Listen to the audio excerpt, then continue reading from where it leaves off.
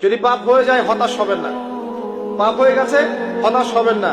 ওযু করবেন, জায়নামাজে দাঁড়াবেন, 2 রাকাত নামাজ পড়বেন, ওই পাপের কথা আল্লাহকে বলে ক্ষমা চাইবেন। ইনশাআল্লাহ আল্লাহ পাক আপনার গুনাহকে নেকি দিয়ে পরিবর্তন করে দিবেন ইনশাআল্লাহ। যতবার পাপ হবে ততবার নামাজে দাঁড়াবেন, ততবার ওযু করবেন, ততবার 2 রাকাত নামাজ পড়বেন এবং আল্লাহর কাছে ক্ষমা চাইবেন। ইনশাআল্লাহ আল্লাহ মাফ করে দিবেন।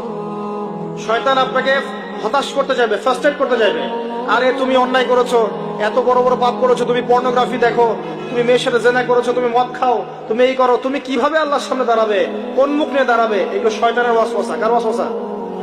আল্লাহ পাক ক্ষমা করতে করতে ক্লান্ত হবেন না, আপনি ক্ষমা চাইতে চাইতে ক্লান্ত হয়ে যাবেন ইনশাআল্লাহ। আল্লাহ পাক এমন গফুর রহিম। এক ব্যক্তি 99টা খুন করেছে। কয়টা? 99টা খুন করে এক আলেমের কাছে গিয়ে বলেছে যে আমার কি তওবা হবে? সে বলেছে না, তওবা হবে না। সে বলেছে কি তওবা হবে না। সে আলেম ছিল না, সে আবেদ ছিল। আবেদ মানে ইবাদত করতে বেশি বেশি, খুব বেশি জ্ঞান ছিল না।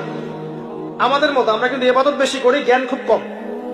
তো সে ছিল আবেদ, সে বলেছে না তওবা হবে না। তো ও বেটারেও কোপ দিয়ে 100টা খুন করে ফেলেছে, 100 ফিলাপ।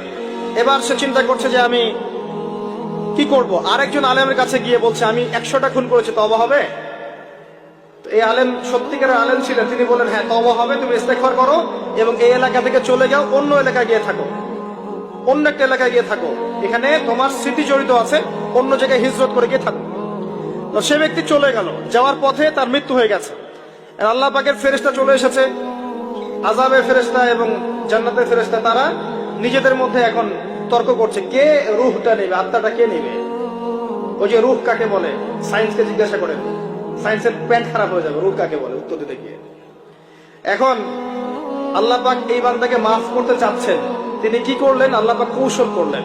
তিনি বললেন